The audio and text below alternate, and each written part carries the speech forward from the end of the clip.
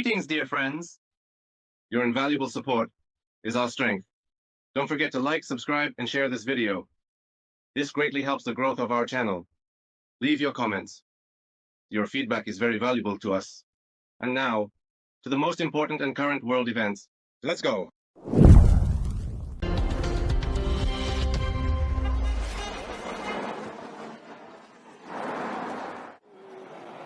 There are disruptions at Gatwick Airport in London. The country's largest union, Unite, is conducting a 4-day strike. Some air traffic controllers, check-in staff, and baggage handlers are participating in it. The biggest problems are for passengers of Delta, TAP, Portugal, Air Peace, and Norwegian. The reasons for the strike are issues with unpaid pensions. I should note Gatwick, the second largest airport in Britain, sends and receives up to 500 flights daily, and all charters pass through it. Look at how many people are standing here. There isn't much staff left at the airport right now, so they are having problems. Loading all the luggage, setting up the ramps, escorting passengers. Right now, it's problematic. RBC, main news in the studio, Sergei Krasnov. Hello? The US has presented Europeans with a proposal to ease sanctions against Russia in the event of a prolonged ceasefire, and emphasized that this is necessary for a peace agreement between Moscow and Kyiv, reports Bloomberg. The proposal will effectively freeze the war. Ukrainian territories occupied by Russia will remain under Moscow's control. Kyiv's aspiration to join NATO will be taken off the agenda. One of the officials stated that these plans, which need further discussion with Kyiv, will not lead to a final settlement. And as Bloomberg notes, the US has not yet received responses from the Europeans. Experts also believe that Secretary of State Marco Rubio's statement that Washington intends to withdraw from the negotiations soon if there is no progress is primarily aimed at the Europeans and Ukrainians to force them to make a decision as quickly as possible. To decide very soon, and I mean it's a matter of days. We need to determine very quickly, and I'm talking about a matter of a few days, whether it is possible to do this in the coming weeks. If yes, we're in. If not, we have other priorities. I think everything can be resolved in a way that satisfies everyone. I can say one thing, there is no military solution to this conflict. At the same time, some of the sanctions are European sanctions, which we cannot lift. Therefore, Europe must get involved in any case. And one more thing. The US has spent billions on Ukraine over the past 3 years. But now there are other areas that need focus. The US Secretary of State stated this after a meeting in Paris with the President of France and a dozen European diplomats, including those from Britain and Germany, as well as representatives from Ukraine. Marco Rubio noted that a second round of talks with Europeans and the US is scheduled for early next week. They expect clear answers to the questions posed. In Marco's administration, the meetings were described as constructive. In turn, the US President stated that he expects a response from Russia regarding a possible truce. And that response is expected this week. And he also said that he intends to conclude a deal on rare earth resources with Kyiv on Thursday. The Ukrainians signed a memorandum of intent the day before. Vice President J. Divens has already arrived in Rome and said he wants to discuss the situation with the Prime Minister of Italy. He will also meet with the Pope. Some of the negotiations between... I want to inform the Prime Minister of Italy about some of the outcomes of the negotiations with Russia and Ukraine, as well as some events that have occurred in the last 24 hours. We believe we have something interesting to report, but only confidentially. As for the negotiations, I don't want to rush, but we are optimistic. We hope that we can end this war. Meanwhile, the special envoy of the U.S. President, Steve Witkoff, said in an interview with the Wall Street Journal that Russia might be able to obtain some of the regions it insists on recognizing as part of its territory, but not all. As he said, referendums were held there where an overwhelming majority expressed a desire to be under Russian governance. The day before, Volodymyr Zelensky once again accused Witkoff of spreading Russian narratives. The Kremlin did not comment on Trump's words that he is expecting a response from Russia this week, but they emphasized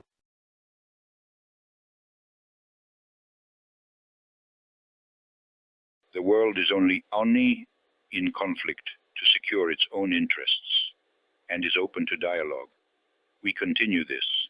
We believe that certain progress, in fact, can already be noted. This progress is related to the temporary moratorium that Russia adhered to, a moratorium on not striking objects of the energy infrastructure of the Russian Federation.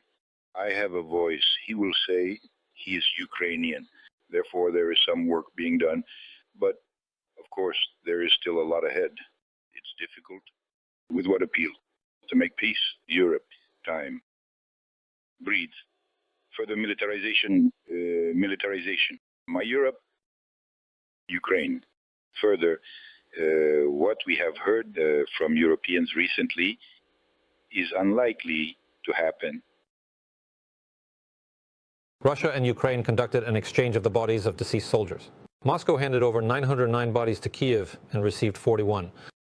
This was reported by the Ukrainian Coordination Headquarters for Handling Prisoners of War and the representative of the Russian Coordination Group on Special Military Operations, State Duma Deputy Shamsail Saralyev.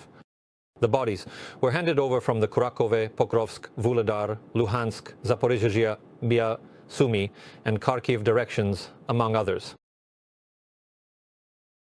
Russia will expand the preferential loan program for the construction of tourist infrastructure. This was announced by Prime Minister Mikhail Mishustin. He noted that it has already allowed for a 1/3 increase in the number of rooms. The result is over 220 investment projects with a total amount of private investments exceeding 1 trillion rubles. The decision made will allow us to increase the number of rooms by 1/3 to 78,000, as well as to build 17 water parks, 11 ski resorts, and 2 year-round amusement parks. This will provide additional opportunities for our citizens to travel more frequently across Russia, to get to know their country, and to see the beauty and diversity of its regions. In addition, Mishustin instructed to provide all necessary support for conducting fieldwork. The funds are in the budget. They're available, and the main thing is that they reach the farmers, said the Prime Minister, so that there are no problems with fertilizers, plant protection products, equipment, fuel, and also seeds. And he noted that it is necessary to increase the volume of agro-insurance with state support to 7 billion rubles to reduce producers' losses due to adverse weather conditions. The territory of the Krasnodar region from Novorossiysk to the east is free from oil pollution, and the swimming season there will proceed as usual. This was reported by Rospotrebnadzor. And they explained that there are no problems there because the current in the Black Sea flows from east to west. However, more than 140 beaches in Anapa and 9 in the Temryuk district will be closed. Swimming there will not be allowed this summer. But overall, even in the affected areas, the quality of drinking water and atmospheric air meets all requirements, according to Rospotrebnadzor. And it is noted that one can vacation in hotels and sanatoriums without swimming in the sea. 2/3 of tourist accommodations in Anapa have their own pools, aqua zones, and spas. This was also reported by the regional administration. As for the fuel oil spills after the oil tanker accident in the Kerch Strait, they are now sporadic, and the authorities are discussing the possibility of increasing the number of rescue teams to speed up the disposal of the fuel oil. This is reported by the government of Russia. The tanker sank in December during a storm. About 2,500 tons of oil products spilled into the sea.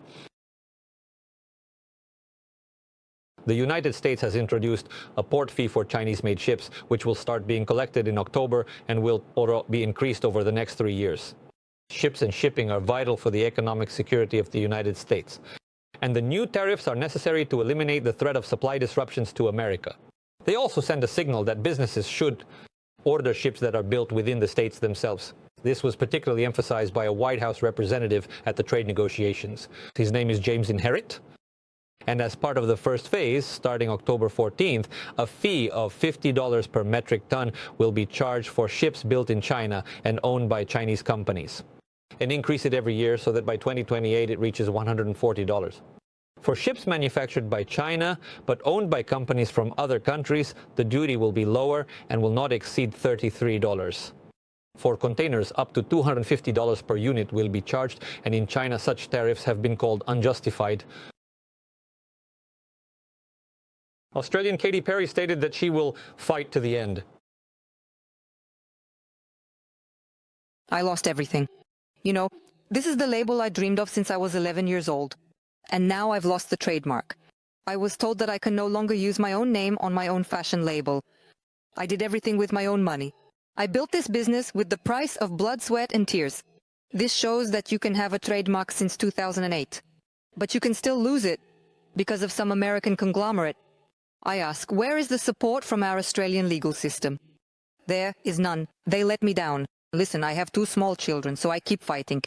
I want to show them how important it is to stand up against injustice. Currently, the High Court of Australia is reviewing this dispute. They noted there that the Court of Appeal made a mistake and wrongfully ordered the liquidation of the designer's brand. The court suggested that the pop star's lawyers prove their claim that the singer gained international fame as early as 2008.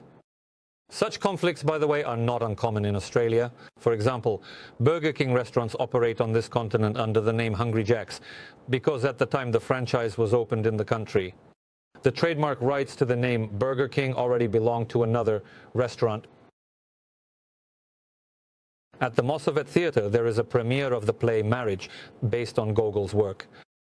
At the center of the story is a couple whose wedding ultimately falls apart, and the play about how materialism kills love has become one of the most popular in the history of Russian theater. Among the actors are Olga Ostromova and Alexander Yatsko. The play was directed by Evgeny Marcelli. A distinctive feature of the play is the women's choir. This idea resonates with ancient theater.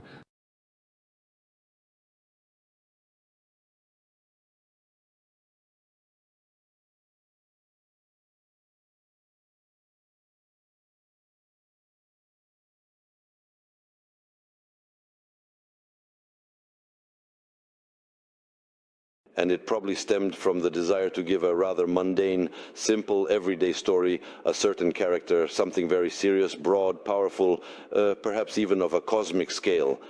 That's why the idea immediately arose to have some kind of choir, essentially like ancient Greek theater. But the choir would be our ethnic music, essentially a modern performance of folk, essentially traditional wedding themes.